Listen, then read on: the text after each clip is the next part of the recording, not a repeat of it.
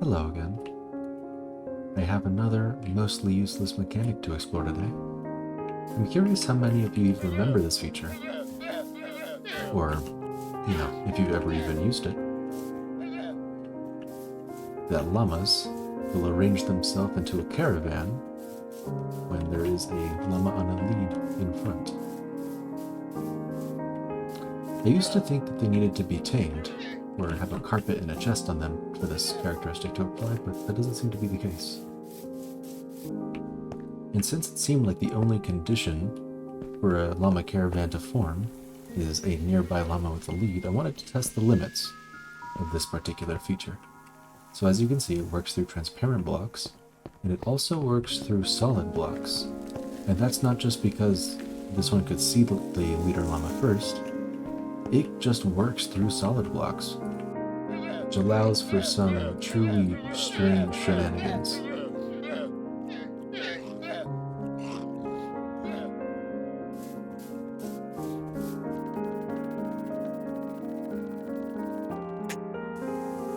Which reminded me for some reason of pufferfish-based player proximity sensors.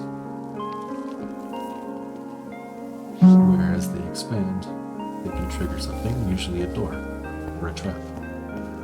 But in this case, I wanted to use the fact that llamas will follow other llamas through walls to create a llama in tow detection system.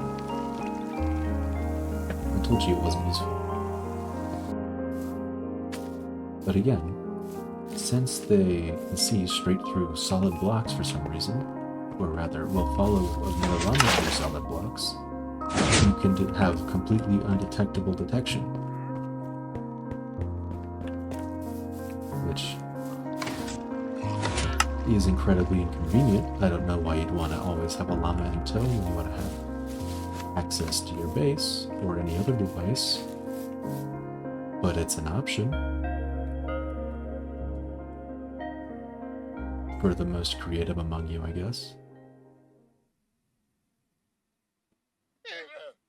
In this case, I did this expert job of hiding it, but you could also just put it underground, directly below the path, or a few more blocks away, because it does work from a distance. Now, I don't foresee anyone building any of these for any reason, but as you can see, the mechanism is very simple. Since llamas on their own will only ever walk very slowly, unless maybe if they're getting chased by a tamed wolf or something, or following a player holding hay bale, they're never going to go very quickly between these two observers. So just by having the right timing, you can detect if the llama is going a certain speed or above. And since the only way for a llama to be going that fast is by having a player leading another one, then it's a fairly reliable system for detecting only player-driven llamas.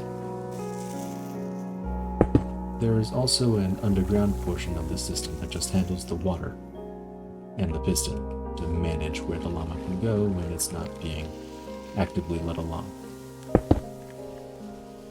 The only other use case I can think of for something like this would be tracking the player's location on a 2D grid without a bunch of pressure plates below.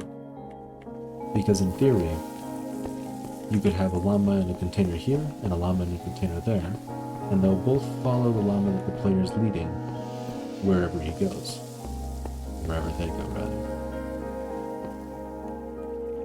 Which means that you could pretty easily cross-reference the two locations of the llamas with pressure plates under them or some other detection mechanism to have some sort of battleship-esque screen display of the player's location. Maybe potential for a minigame with the objective of killing the other player's llama? I'm not sure, dude. But that's all I have for you for now. Thanks for watching.